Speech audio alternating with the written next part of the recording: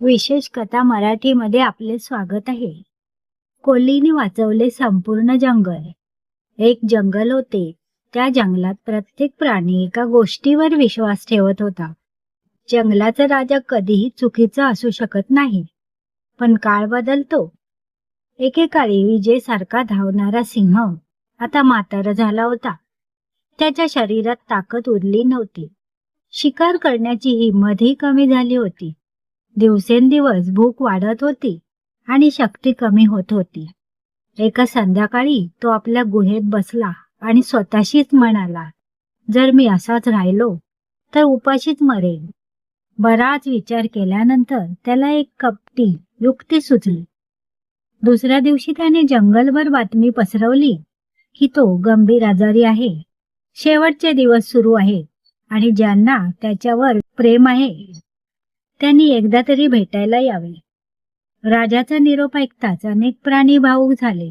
हरिण आले, ससे आले, रानडुक्कर आले, माकडेही आली. प्रत्येक प्राणी गुहेत शिरला, पण एकही प्राणी परत आला नाही. सिंह प्रत्येकाला आत बोलवत होता आणि भुकेमुळे त्यांची शिकार करत होता. काही दिवसात सिंह पुन्हा तगडा दिसू लागला. एके सकाळी एक चतुर कोल्ही सिंहाची विचारपूस करण्यासाठी आली. ती गुहेच्या तोंडाशी थांबली. सिंहाने आतून प्रेमळ आवाज दिला, कोल्हीबाई, आत या. माझी तब्येत खूप खराब आहे. कोल्हीने मात्र घाई केली नाही. तिने आजूबाजूची जमीन नीट पाहिली. गुहेकडे जाणाऱ्या पावलांचे असंख्य ठसे दिसत होते, पण बाहेर येणाऱ्या पाऊल खुणा एकही नव्हत्या. ते पाहताच तिच्या चेहऱ्यावर हलकेसे हसू उमटले. ती मोठ्याने म्हणाली, महाराज, तुमची तब्येत बरी व्हावी अशी माझी इच्छा आहे, पण मी आत येऊ शकत नाही. सिंहाने विचारले, का? कोल्ही शांतपणे म्हणाली, कारण मला गुहेत जाण्याचे ठसे दिसत आहेत, पण बाहेर येणाऱ्यांचे ठसे कुठेच दिसत नाही.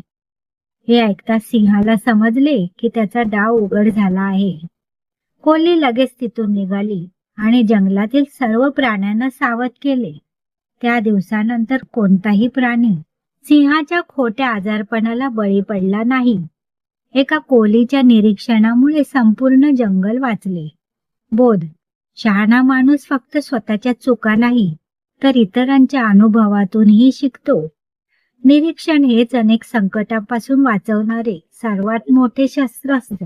मित्रांनो, कथा आवडली असेल तर लाईक आणि शेअर करायला विसरू नका. असेच नवीन व्हिडिओ पाहण्यासाठी चॅनलला सबस्क्राईब करा.